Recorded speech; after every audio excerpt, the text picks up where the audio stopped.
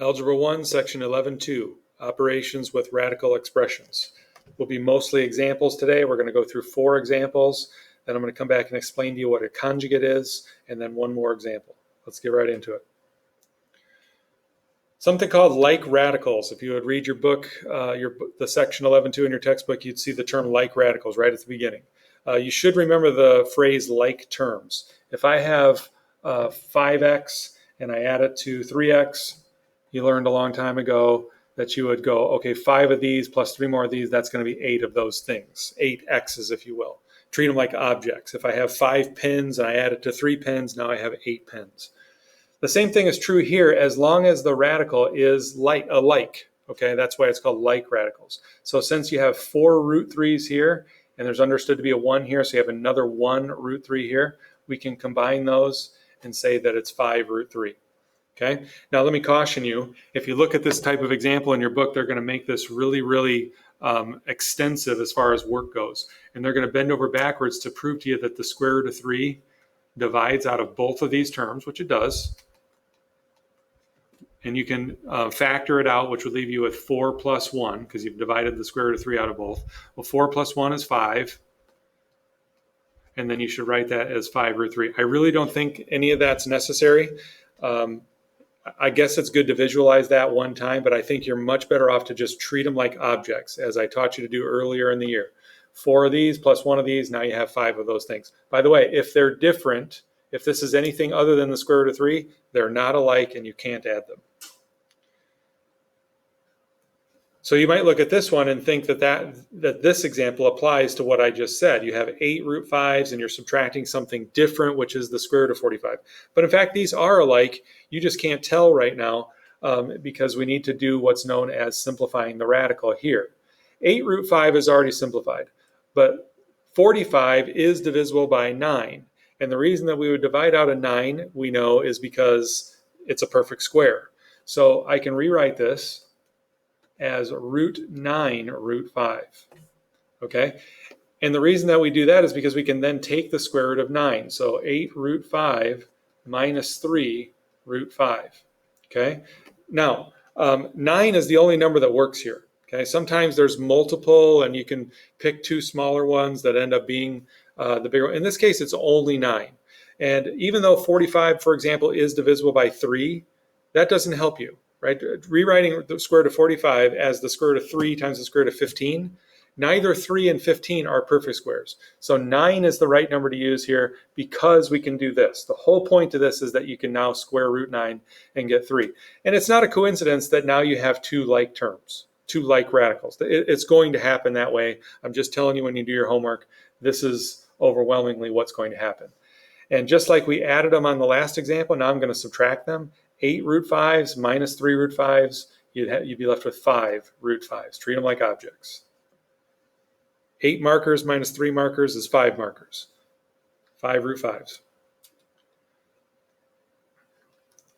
Next, this would be a distributive property problem. You know that when we are given a problem like this, we want to multiply that number that's outside in. Okay? Now, sometimes students have a little bit of a hard time visualizing what I'm doing with distributive property, and then again on the next example with FOIL. So let me just kind of do a sidebar here. Here's root 5. We're multiplying that by root 8. And then in the second multiplication, we're multiplying root 5 by 9. Individually, you ought to know what to do with these. Root 5 times root 8, we can multiply those things that are underneath the radical to give ourselves root 40. So this multiplication here, root 40. This multiplication here, well, that's just going to be 9 root 5, right? Don't mix the 9 in, or underneath, if you will, the radical symbol. Root 5 times 9 is just written as 9 root 5. Now, we're not done yet because there is a perfect square that comes out of 40.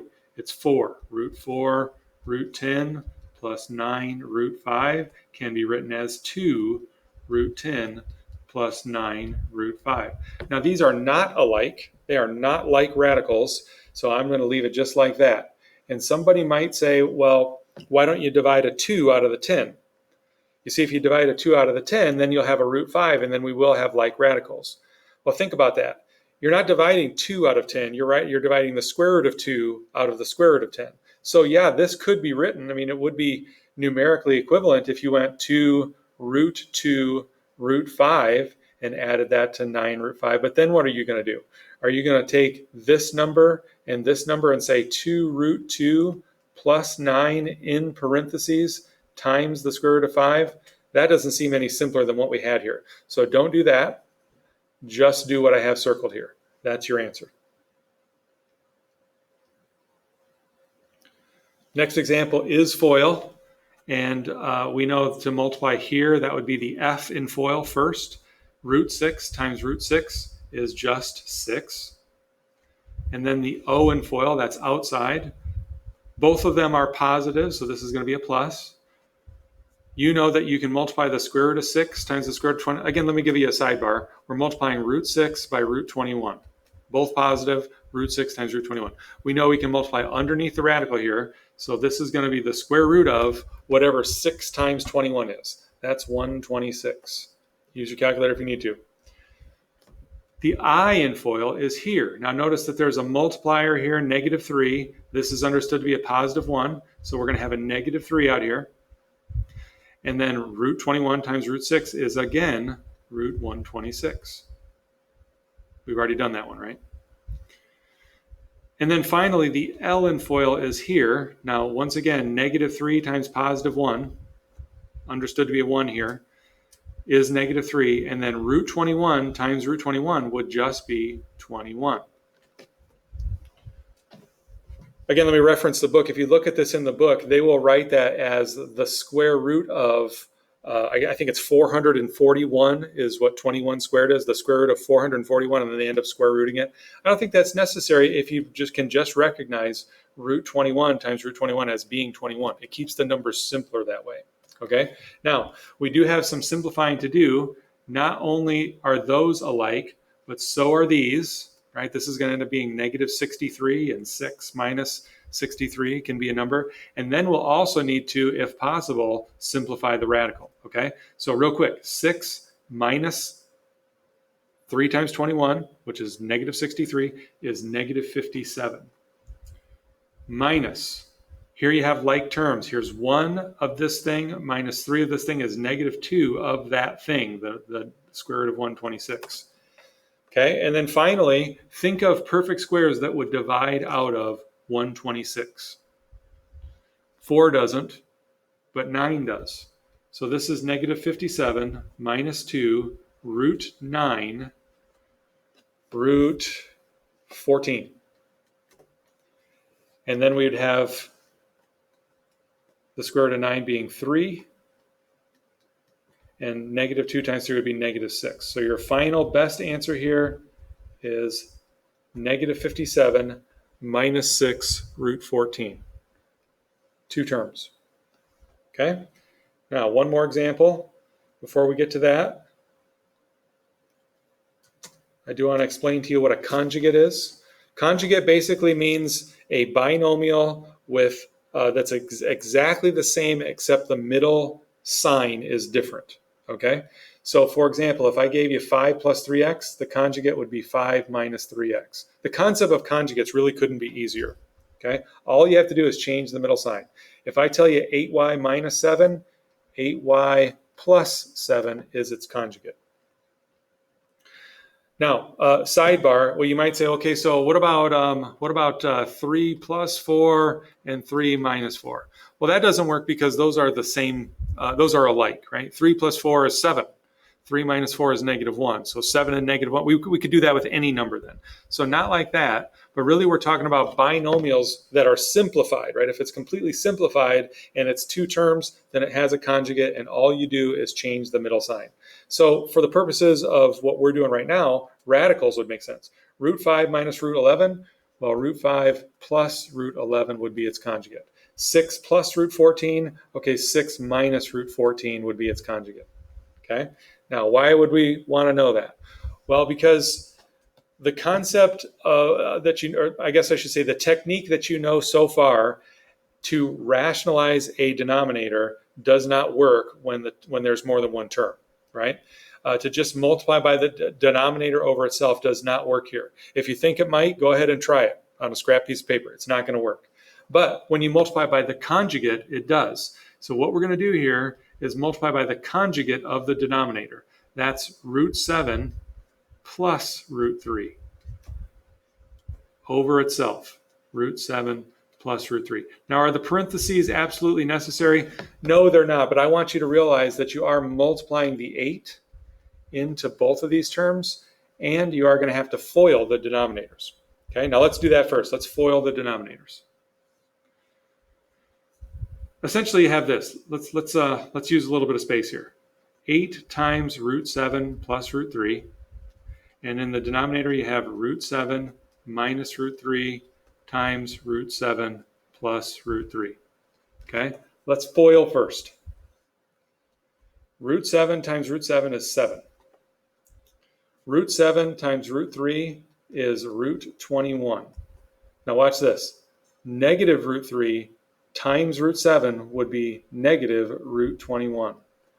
And then last, negative root 3 times root 3 would be negative 3. Notice this, that the middle two terms are going to add up to 0.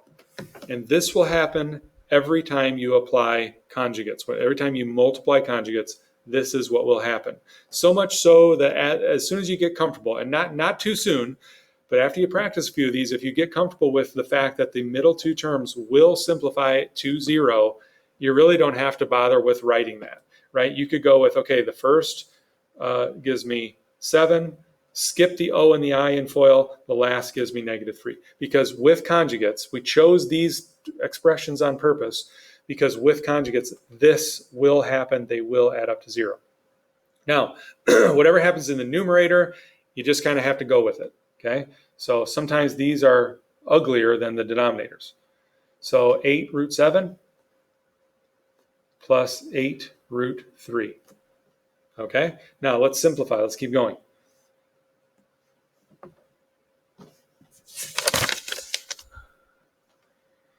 We have 8 root 7 plus 8 root 3. These have added up to 0, and then you simply have 7 minus 3 in the denominator, which is 4. You see how this is simplifying down quite a bit? Okay. Now, one more thing. We should reduce the fraction. So now watch closely because students do mess this up. Since this number 8 and this number 8 and this number 4 all have like factors, we can reduce this fraction by that factor. And that factor is 4. Because 8 is divisible by 4, this would be 2. 8 is divisible by 4, this would be 2. 4 is divisible by 4, which would be 1. Notice I didn't do anything with the what's underneath the radical. Okay, radicand is what that's called. But everything else, each term had a multiplier, if you will, that was divisible by that 4. So our best answer here would be 2 root 7 plus 2 root 3 over 1, which we don't have to bother writing that. 2 root 7 plus 2 root 3 is your final answer. All right, that's it. Good luck on your homework. Thanks for tuning in.